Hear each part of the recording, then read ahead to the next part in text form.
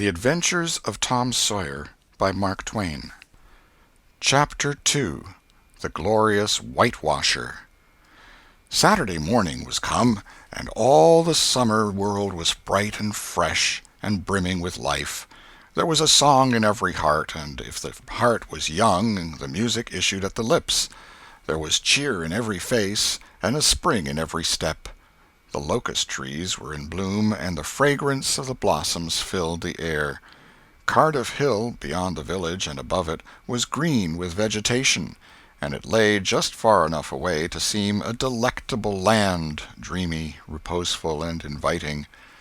Tom appeared on the sidewalk with a bucket of whitewash and a long-handled brush. He surveyed the fence, and all gladness left him, and a deep melancholy settled down upon his spirit. 30 yards of board fence 9 feet high. Life to him seemed hollow, and existence but a burden. Sighing, he dipped his brush and passed it along the topmost plank, repeated the operation, did it again, compared the insignificant whitewashed streak with the far-reaching continent of unwhitewashed fence, and sat down on a tree-box discouraged. Jim came skipping out at the gate with a tin pail and singing "Buffalo Gals." Bringing water from the town pump had always been hateful work in Tom's eyes before, but now it did not strike him so. He remembered that there was company at the pump. White, mulatto, and negro boys and girls were always there waiting their turns, resting, trading playthings, quarreling, fighting, skylarking. And he remembered that although the pump was only 150 yards off, Jim never got back with a bucket of water under an hour, and even then somebody generally had to go after him. Tom said, "Say, Jim, I'll fetch the water if you'll whitewash some." Jim shook his head and said, "Can't, Mars Tom. Old missus, she told me I got to go and get dis water and stop fooling around with anybody. She say she spec Mars Tom gwine to ax me to whitewash, and so she told me to go 'long and tend to my own business. She 'lowed she'd tend to whitewashing." "Oh, never mind what she said, Jim. That's the way she always talks. Gimme the bucket. I won't be gone only a minute. She won't ever know." "Oh, I dasn't, Mars Tom. Ole missus she'd take and tar de head off'n me. 'Deed she would." She never licks anybody. Whacks 'em over the head with her thimble, and who cares for that, I'd like to know.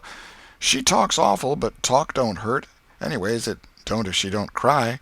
Jim, I'll give you a marvel. I'll give you a white alley." Jim began to waver. "White alley, Jim, and it's a bully taw." "My, that's a mighty gay marvel, I tell you. But, Mars Tom, I's powerful 'fraid of ole missus. And besides, if you will, I'll show you my sore toe." Jim was only human. This attraction was too much for him. He put down his pail, took the white alley, and bent over the toe with absorbing interest while the bandage was being unwound. In another moment he was flying down the street with his pail and a tingling rear. Tom was whitewashing with vigor, and Aunt Polly was retiring from the field with a slipper in her hand and triumph in her eye. But Tom's energy did not last. He began to think of the fun he had planned for this day, and his sorrows multiplied. Soon the free boys would come tripping along on all sorts of delicious expeditions, and they would make a world of fun of him for having to work. The very thought of it burnt him like fire. He got out his worldly wealth and examined it. Bits of toys, marbles, and trash. Enough to buy an exchange of work, maybe, but not half enough to buy so much as half an hour of pure freedom. So he returned his straitened means to his pocket and gave up the idea of trying to buy the boys. At this dark and hopeless moment an inspiration burst upon him, nothing less than a great, magnificent inspiration. He took up his brush and went tranquilly to work. Ben Rogers hove in sight presently, the very boy of all boys, whose ridicule he had been dreading. Ben's gait was the hop, skip, and jump, proof enough that his heart was light and his anticipations high.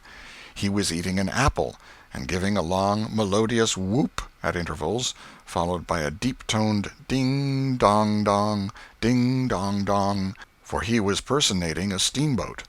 As he drew near, he slackened speed, took the middle of the road, leaned far over to starboard, and rounded to, ponderously and with laborious pomp and circumstance, for he was personating the Big Missouri, and considered himself to be drawing 9 feet of water. He was boat and captain and engine bells combined, so he had to imagine himself standing on his own hurricane deck giving the orders and executing them. "Stop her, sir! Ting-a-ling-ling!" The headway ran almost out, and he drew up slowly towards the sidewalk. "Ship up to back! Ting-a-ling-ling!" His arms straightened and stiffened down his sides. "Set her back on the starboard! Ting-a-ling-a-ling! Chow! Chow! Chow! Chow!" His right hand, meantime, described stately circles, for it was representing a 40-foot wheel. "Let her go back on the larboard! Ting-a-ling-a-ling! Chow! Chow! Chow!" The left hand began to describe circles. "Stop the starboard! Ting-a-ling-ling! Stop the larboard! Come ahead on the starboard! Stop her! Let her outside, turn her over slow! Ting-a-ling! Chow! Chow! Chow! Get out that headline! Lively now! Come out of there with your spring line! What are you about there? Take up a turn that stump with the bright of it! Stand by that stage! Now let her go! Done with the engine, sir! Ting-a-ling-ling! Sht! Sht! Sht!" Trying the gauge-cocks, Tom went on whitewashing, paid no attention to the steamboat. Ben stared a moment and then said, "Hi-yi! You're up a stump, ain't you?" No answer. Tom surveyed his last touch with the eye of an artist. Then he gave his brush another gentle sweep and surveyed the result as before. Ben ranged up alongside of him. Tom's mouth watered for the apple, but he stuck to his work. Ben said, "Hello, old chap. You got to work, hey?" Tom wheeled suddenly and said, "Why, it's you, Ben. I weren't noticing. Say, I'm going in a-swimming, I am. Don't you wish you could? But of course you'd rather work, wouldn't you? Course you would." Tom contemplated the boy a bit and said, "What do you call work?" "Why, ain't that work?" Tom resumed his whitewashing and answered carelessly, "Well, maybe it is and maybe it ain't. All I know is it suits Tom Sawyer." "Oh, come now, you don't mean to let on that like you like that?" The brush continued to move. "Like it? Well, I don't see why I oughtn't to like it. Does a boy get a chance to whitewash a fence every day?" That put the thing in a new light. Ben stopped nibbling his apple. Tom swept his brush daintily back and forth, stepped back to note the effect, added a touch here and there, criticized the effect again. Ben, watching every move and getting more and more interested, more and more absorbed.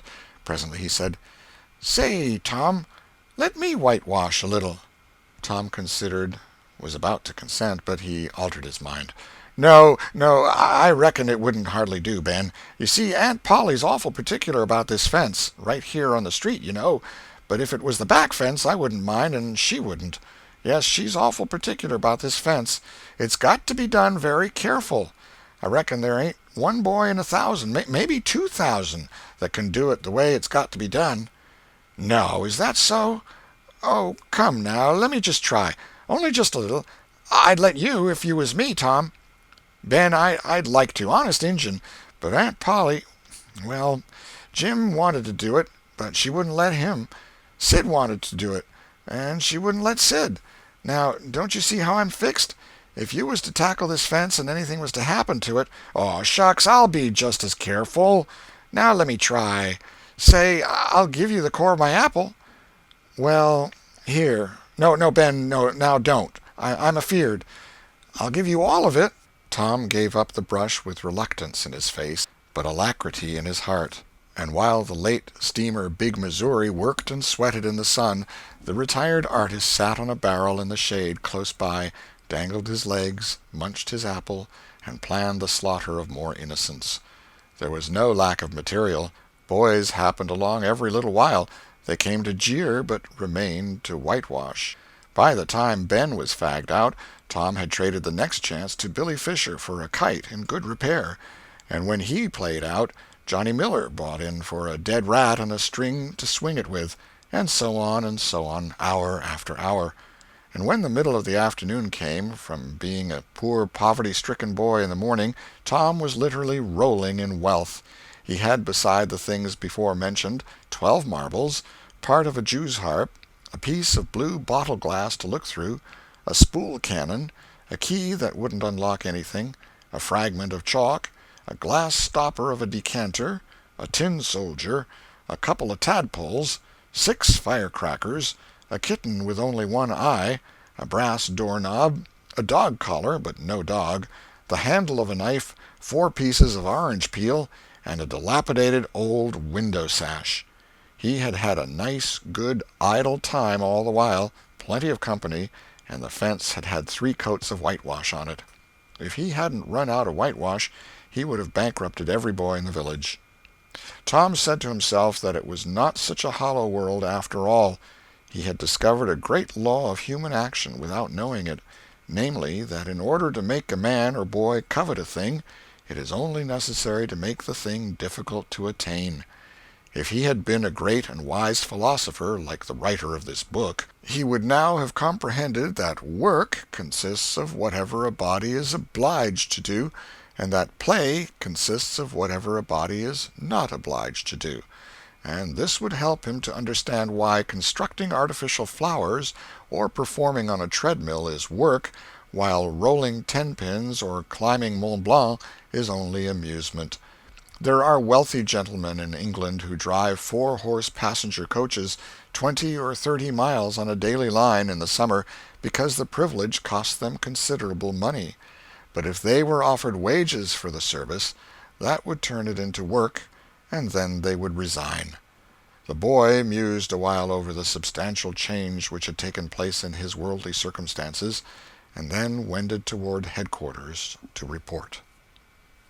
The end of Chapter 2.